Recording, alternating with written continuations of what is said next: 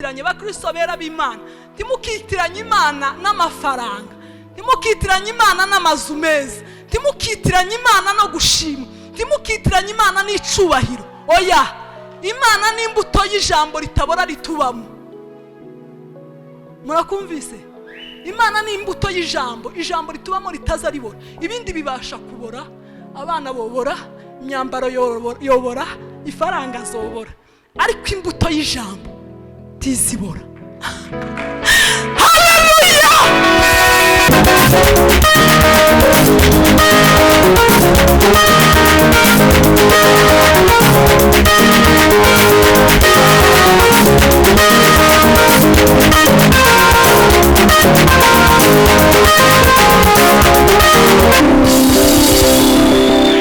Jambo ry'Imana rizarirema.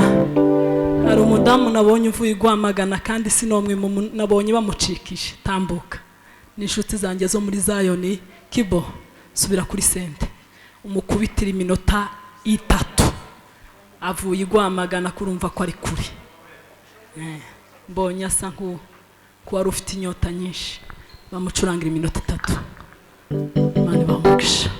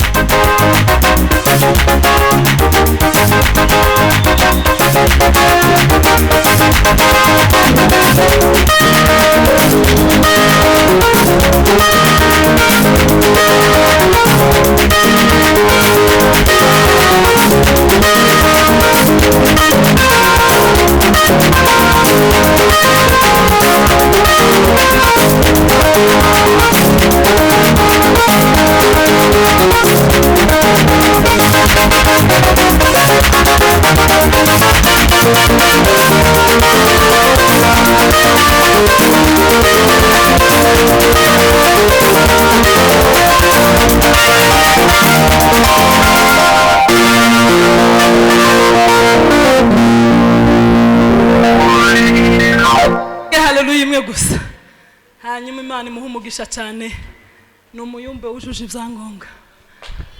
Amesa Imana iguhumugisha. Haleluya. Mugira gake. Haleluya. Haleluya. Haleluya. Bana sifiwe. Amen. Nukuri n'umwuka kuvugiye. Nasenze ngeze hariya nguta kandi ntambutse. Rero ndanezerewe. Mugira gake.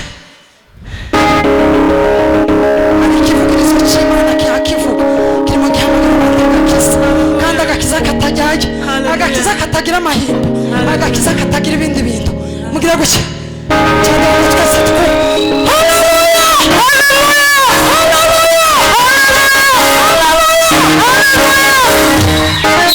Amen. Imana iguhumugisha. Reka twinjire mu ijambo ry'Imana. Ntabwo ntinda ndihuta kugira ngo dukoreshe umwanya twese tusangire kandi bimeze neza.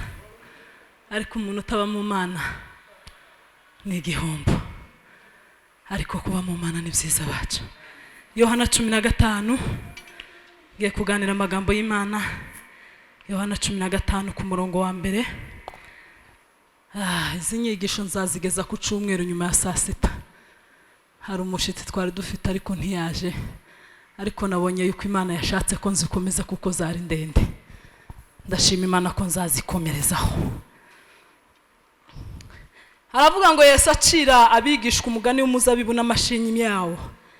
Ndi umuzabibu ukuri kandi Data ni nyirawuhingira. Ishamye ryose ryo muri nge ritera imbuto arikuraho. Igera imbuto ryose aryanyagaho amahage yaryo ngo rirusheho kwera imbuto.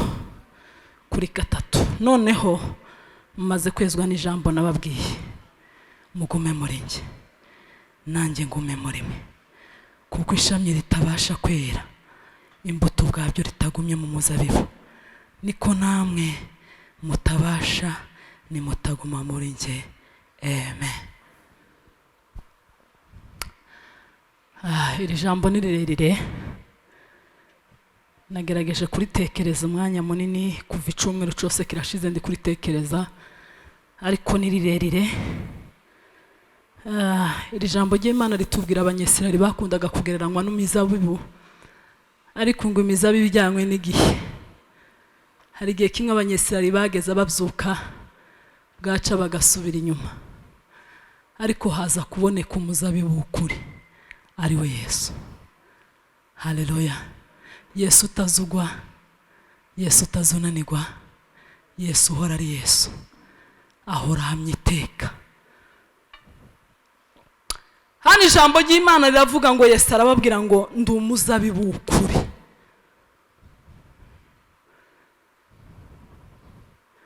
Data ni nyirawo uwuhingira, namwe muri amashami. Kandi hari ikintu cyantangaje, ngo imbuto zaryo ngo ajyanyagaho amahage yaryo ngo rikarushaho kwera imbuto, ariko ngo ishami ryose ritaguma kuri ryo ngo ararihwanyura, arikuraho akarijugunya mu muriro. Natekereje iri jambo tworihera kure cyane. Ubundi iyo bavuze umuzabibu urumva ko ni igiti, amashami namwe murayabona. Twese tuzi ko ubuzima bw'amashami, ubuzima bw'imbuto butegwa n'igiti aho kiri. Haleluya. Butegwa n'igiti aho gifashe. Natekereje uyu munsi urugero rukomeye kandi Imana ifashe mu rwumve. Iyo Yesu avuga ngo ndi umuzabibu w'ukuri, namwe muri amashami, nimuguma muri njye muzera, ngo ariko nimutaguma kuri njye ntago mubasha kwera. Tekereza urugero rw'umudamu usamye, umudamu utwite, umudamu ufite umwana mu nda. Buriya niba hari ikintu kigira gitanga ubuzima ku mwana, ni nyina. Siko twese tubizi? Umwana abeshejweho n'ubuzima bwa nyina. Iyo ubuzima bwa nyina butameze neza, n'umwana ntaba ameze neza. Ubuzima bwa nyina iyo bumeze neza, n'umwana aba ameze neza. Ariko hari aho naje kubitandukanya na Yesu. Yesu ubwo we ntagira ibimuhinduka. Mbese dufate mama we nkaho adahinduka, tumufate nk'urugero. Kenshi hari n'igihe umwana akura, abaganga bakagenda bakubwira ngo umwana ari gukura neza. Iyo bakubwiye ngo ari gukura neza, ni ukuvuga ngo intungamubiri zose. Niyo mpamvu babwira umudamu bakamubwira ngo uzurye ibiryo byuzuye, zujuje mbese uburyo bwose, urya ibikomeza, urya ibitera imbaraga, urya ibitera amaraso, ibirinda indwara, byose bakagenda babivuga. Ni ukugira ngo wa mwana arusheho kugira ubuzima. Abaganga bakakuvuga ngo umwana afite ubuzima, hakaba igihe bapima bakakubwira ngo umwana ntafite ubuzima bwiza. Rimwe na rimwe bakaba bagutegeka ibiryo ushobora kurya. Wenda ku rugero bashaka kubona babona amagufwa y'umwana adakomeye, bakakubwira ngo uzujya wenda inyama cyangwa imifupa. Bakakubwira ngo turabona umwana afite amaraso make, bakagutegeka imbuto n'ibindi kugira ngo wa mwana uri mu nda abashe kugira ubuzima. Yesu aravuga ngo rero ntaco mwabasha gukora mutandiho. Ntaco umwana ntiyoshobora guhumeka atari muri nyina ari muzima. Haleluya. Nimuguma muri nje, nanje nkaguma murimo. Mbese ni gutya, ni ubuzima bumeze gutya. Nimuguma muri nje, nanjye nkaguma muri mwe. Nimumera gutya tukamerana gutya, muzera.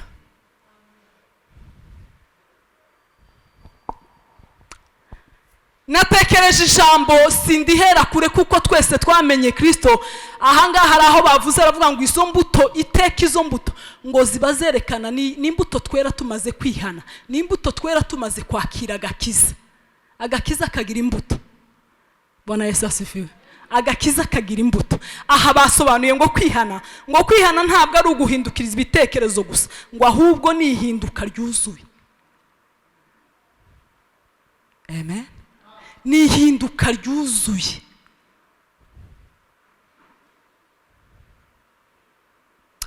Kwihana si ukuvuga ngo ibitekerezo ngo nabihinduye, ngo wenda nari ndimo ntekereza si gusa, nabyo birashoboka kuko ni imitekerereze izihinduka. Ariko kwihana icyo bavuga kwiye ni uguhinduka byuzuye. Ugahinduka ukureba, ugahinduka uko utekereza, ugahinduka uko uza ugenda, ugahinduka uko uza uvuga, ugahinduka uko uza ubona, ugahinduka mu mijyamire, ugahinduka mu migendere. Hanyuma wamara guhinduka rero hakagaragara imbuto. Iyo twafashe ubuzima bwacu tukamara kubuhambiranya n'Imana, tukamara kubuhambiranya na Kristo, tukaguma muri yo nayo ikaguma muri tuzera. Amen. Tuzera. Kuko ijambo ry'Imana ryavuze ngo ntaco mwabasha gukora mutamfite. Ntabwo umugore ashobora gucikana kuri uyu munota, ni amahirwe make ashobora kugaragaza iyo umwana nyina acikanye imbere. Umwana aba afite amahirwe make yo kubaho, ni amahirwe adasanzwe. Iyo umwana agize ibyago nyina agacikana mbere, ni amahirwe adasanzwe kuvuga ngo umwana abe muzima. Ariko birashoboka ko umwana ashobora gupfa nyina ndapfe, sibyo? Ababyeyi ntimubizi, hari igihe ushobora kugendana umwana mu nda iminsi 3 yarapfuye kandi ntugire ikibazo, bakakubwira gusa ngo umwana ngo amaze kubora. Umwana akaborera mu nda. Hari n'abavuka ugasanga ari kuvuka ingingo zigenda zitandukana bitewe nuko yatinze mu nda, ariko nyina nta. Rero ijambo ry'Imana ryavuze ngo ninjye muzabibu namwe muri amashami, uguma muri nge nanjye nkaguma muri we, uwo ni wo wera imbuto nyinshi, kuko ari ntaco mubasha gukora mutamfite. Amen. Ntaco twabasha gukora, ntaco twabasha kwera, ntaco twabasha gutanga tudafite Kristo. Inyongo yacu ni Kristo. Amen. Ikintu kitugaburira, ikintu gituma tugira ubuzima, ikintu gituma duhumeka, ikintu gituma turiho, nuko twashoreye imizi muri we. Ijambo ry'Imana rizavuga ngo hahiga umuntu wizera Uwiteka, Uwiteka akamubera ibyiringiro, uwazahwana n'igiti cyatewe hafi y'umugezi ngo gihora cera mu gihe cyacu. Ni ukuvuga ngo inyongo yacu, ubuzima bwacu ni Kristo. Amen. Ubuzima bwacu, ubugingo bwacu ni Kristo. Ahantu nakomeje gutekereza amagambo menshi, ku murongo wa 7 hazavuga ngo nimuguma muri njye amagambo yanjye akaguma muri mwe, musabe icyo mushaka cyose muzagihabwa. Natekereje niki twakomeje kuvuga ku mwana mu nda, nta kindi kimubeshaho, nta kindi gituma abaho, ni ibiryo biva muri nyina. Nta kindi gishobora gutuma umwana akura, nta kindi gishobora gutuma umwana agenda azana mbese inginga, akazana umusatsi, akazana amaso, akazana iki. Ni ibiryo afata mu nda ya nyina. Bibiliya ijambo ry'Imana ryavuze rero ngo nimuguma muri njye amagambo yanjye akaguma muri, akaguma muri mwe, musabe icyo mushaka cyose muzagihabwa. Amen. Natekereje ijambo ry'Imana nk'ikintu gishobora gutuma twera. Hari ijambo ryanditse muri Petero ibice 2 ngira ngo ku murongo wa 2 hazavuga ngo mwifuza amata y'umwuka adafunguye ngo mere nk'impinja zivutse vuba. Natekereje hejuru y'ikintu c'uruhinja. Uruhinja iyo rumaze kuvuka, ababyeyi mwese murabizi, twonsa umwana mu minota 3 umwana agahita yongera agasonza. Wonsa umwana mu isaha imwe mu minota nka 20 ukabona kandi ararize ngo ashatse konka. Uzi ico biba bishatse kuvuga? Ni ukuvuga ngo kuriya gukomeza kwifuza, kuriya gukomeza gukenera amata adafunguye, nibyo bituma kumanywa na nijoro agenda azamuka, akagenda akura, akagenda azamura umusa, akagenda azamura amaboko. Mukavuga ngo ageze gardienne, mwavugera igihe mukavuga mukamutangiza ibiryo, mwageze igihe mukamutangiza iki. Ijambo ry'Imana rero turamutse tugifuje buri munsi kakujya akabebe mu minota 20 gataka ngo ndashonje, kandi rimwe na rimwe ukakagabura ukabona nta mpinduka. Iyo kakiri mu byumweru urakagabura ukavuga sikwa akakantu kazakura, aka kantu kazera mu by'ukuri, aka kantu kazabaho. Ariko kuri ya minota 20, kuri ya masegonda ahora yifuza amashereka, kuri ya masegonda ahora ataka ko ashonje, ya mashereka akagenda mukuza. Uko ni kwijambo ry'Imana rigenda ridukuza, nubwo abantu batobibona. Ariko iyo ubuzima bwacu bwifuza ijambo ry'Imana, mu minota 20 ukanyuzamo amaso, mu isaha ukanyuzamo amaso, amaherezo uzawera. ntekereje ikintu umutima wanje ngira ubwoba, navuga ngo ese ku mwana w'uruhinja baza bamwonsa mu minota 3 akaba akeneye kongera konga, ese nza nkenera ijambo ry'Imana mu minota ingana gute? Sanga hari genza mara iminsi 2 ntarisomye. Mwebwe siko bizabimera? Hakabigiye umuntu amara icumwe atarisoma, nyamara Bibiliya yavuze ngo twifuza amata adafunguye, ngo tumere nk'impinja zivutse vuba. Mani himbazwe, tumere nk'ababebi. Habe nubwo wowe urushe uri umuzeyi bavanye muri salle dope, tuzugira ubute bwo konsa. Umwana yoshaka gutyo umushize ku buriri, yohitarira akazagira ngo ndashake. Rimwe na rimwe uzuvuga ngo ese akakana igihe kahereye nta kundi konse, kuko kareka ko kurirana ninjoro ugahagarara bugaca, ariko uzugahenda henduka konka. Umukristo utagira ubuzima bukunda ijambo ry'Imana, umukristo udakunda ubuzima bwo guhora bwifuza ijambo ry'Imana, ntazera. Amen. Umukristo uhora mu buzima butifuza ijambo ry'Imana muri Zaburi igice cya mbere ku murongo ngira ngo ni nk'uwa 3 haravuga ngo agahora yibwira amategeko y'Imana ku manywa na nijoro, ngo azahwana n'igiti kandi cyatewe.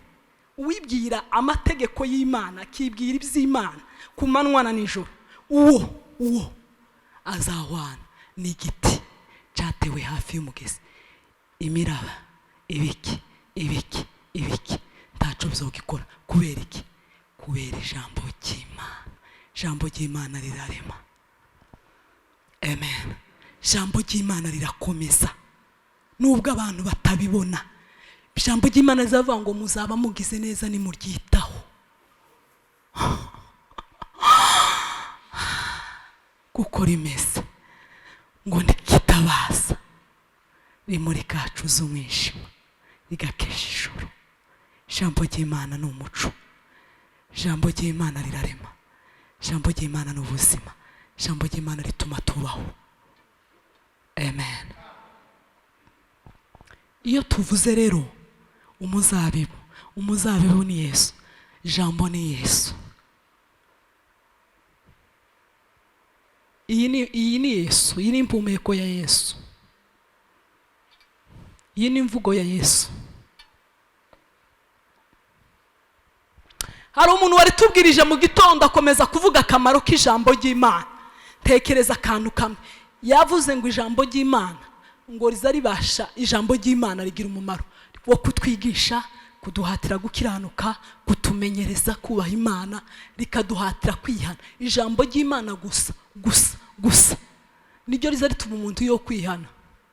Habe nubwo bogushiraho amasasu, habe nubwo hoza bavuga butumwa bakazavuga ngo beretswe. Hari ukuntu abantu bazatungwa n'ubuzima ngo bavuge ngo banyeretse, bareba bakureba gutya ngo buriya banyeretswe. Oya, ijambo ry'Imana rigira imbaraga. N'inkota izimurika mu mwijima ikakwereka ngo dore n'isitima izikubita gutya ukabona iki ukihana. Ariko amagambo y'abantu, ibitekerezo by'abantu ntibizotuma uhinduka keretse ijambo ry'Imana uryemereye. Amen. Keretse wemereye ijambo ry'Imana. Ibyo nibyo byubahisha data, nuko mwera imbuto nyinshi mukaba bigishwa banjye. Iyo tumaze kwakira ijambo ry'Imana, iyo ijambo ry'Imana rimaze kutugwiramo, kubera ko dufashe kuri Kristo. Kristo asohora ijambo. Kristo asohora ijambo. Iryo jambo rero rimuvamo, ibyo bitekerezo byiza bimuvamo, uko kubaho kumuvamo, uko kurema kumuvaho. Rero iyo tubashije kuyafata tukayakomeza, nibwo tubasha kwera imbuto nyinshi, ngo tukaba bigishwa b'Imana. Ijambo ry'Imana muri Matayo rivuga ngo umuntu wubatse inzu ku rutare ngo ameze nk'umuntu ukomeza amagambo y'Imana, ngo agereranywa n'umuntu wubatse inzu ye ku rutare. Imiyaga, imiraba n'ibiki ngo byaje byikubita kuri ya nzu ngo ntiyagira icaba. Ariko ngo umuntu wumvishe ijambo ry'Imana ntiyarikomeza, uwo ameze nk'umupapa wubakiye ku musenyi. Imiraga, imiraba, agashururu ngo karaje ngo agatwara, ngo kandi kugwa kwayo kwabaye gukomeye kubera kudakomeza ijambo ry'Imana. Amen. Dukunda ijambo ry'Imana kugira ngo tubashe kwera. Dukunde vitamini iva mu giti c'umuzabibu.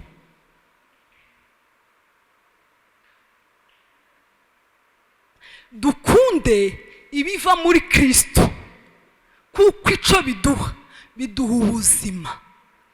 Hari amashami amwe namwe ushobora gutambukaho ugasanga igiti kiratoshe. Sinzi ko mwari mwabibona, ariko wareba hejuru ku giti ugasanga hari udushami twumye. Timurabibona? Ugasanga igiti kiratoshe gifite amababi meza, ariko wareba ku mutwe w'igiti ugasanga udushami twarumye. Nta kindi cabaye, n'ubuzima bwo kuba igiti gihari, ariko twadushami ntitwonka amata ava muri ya, ntitwonke navuga gute, inyonko ntitwonke ubuzima buva muri ca giti, ugasanga ntibwera, ugasanga burumye. Niyo mpamvu ijambo ry'Imana ryavuze ngo umuntu iyo rero ritumye nyiraryo ngo azaza ngo agakuraho. Ishami ryumye hari ikindi barikorera? Si ukuri twika, baza baricana, nta kindi kiza gikora. Biragereranywa n'umukristo uba mu Mana ariko atarimo, Yesu atamurimo. Urugero, twese tugakunda amateraniro gutyo, ukabona twateranye, ukabona indirimbo ko zirarimbwa, ukabona ijambo ko riravugwa, ukabona ubuhanuzi ko burahanura, ukabona ibintu. Ariko kubera ko utafashe ubuzima bwawe ngo ubushire muri Kristo, kubera ko utafashe Kristo ngo umugire nk'inyonko, wumva amagambo amuvamo, wumva amagambo amuturukamo. Yeremiya yaravuze ngo maze kuyarya, ayo maze kuyarya yampindukiye ubuzima bwacu. Bukabona umukristo arumye, arajugunywe, aratawe.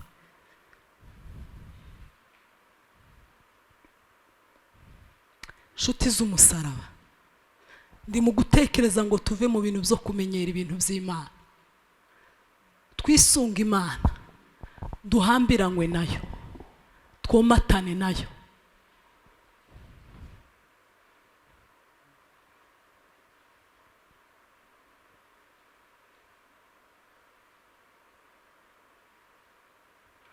Umuvyeyi hari igihe atwita bakamubwira ngo watwitiye inyuma y'umura. Nta kindi abaganga baza bakora, baza bayikuramo. Nta yindi decision. Habe nubwo bosanga ugesheje amezi 5, hari igihe baza bakubwira ngo kubera ko watwitiye inyuma y'umura ntibizashoboka kubyara, bakakubaga bakayikuramo. Niba uba muri Kristo binyuma, nabuze uko nabivuga. Niba uba muri Kristo ariko ukitirirwa ibye, ugasa nk'ibye, ukagaragara nkaho ufite ibye, ariko ubinyuma ye, ubinyuma y'umura, ubinyuma y'umura, uzabaguveho. Haleluya. Niba uba muri Kristo usa nk'ibye, hari umuririmbyi waturimbiye ku cyumweru Serge aravuga ngo usanga ngo iby'Imana barabihinduye imikino, ugasanga babihinduye imikino, babyina bakabyina, baseka umuntu agaseka, bagira gute. Aravuga ngo kuba muri Yesu niryo dini nyakuri, na Yesu akaba muri wowe, niwe nzira, niwe buzima. Niba utarimo rero, niba udafashe kuri we, amaherezo bazakubaga bagukure mu mura, iruhande rw'umura. Ariko iciza tugume muri we, niturangiza twera imbuto nyinshi. Haleluya.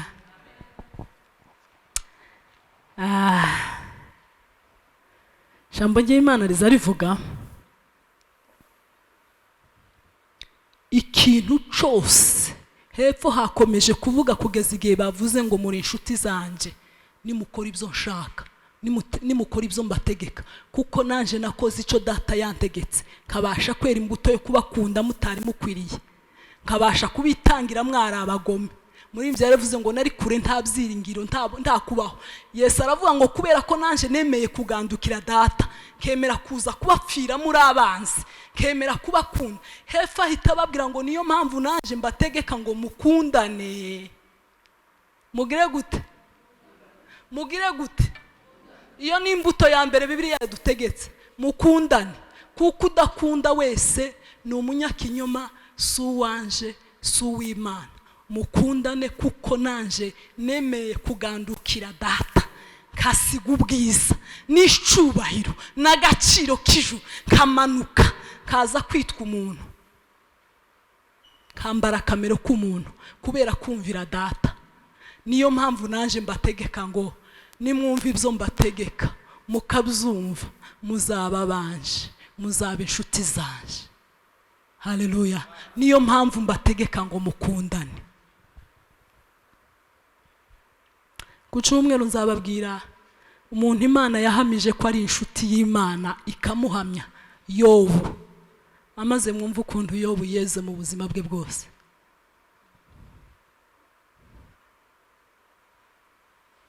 Dukundane.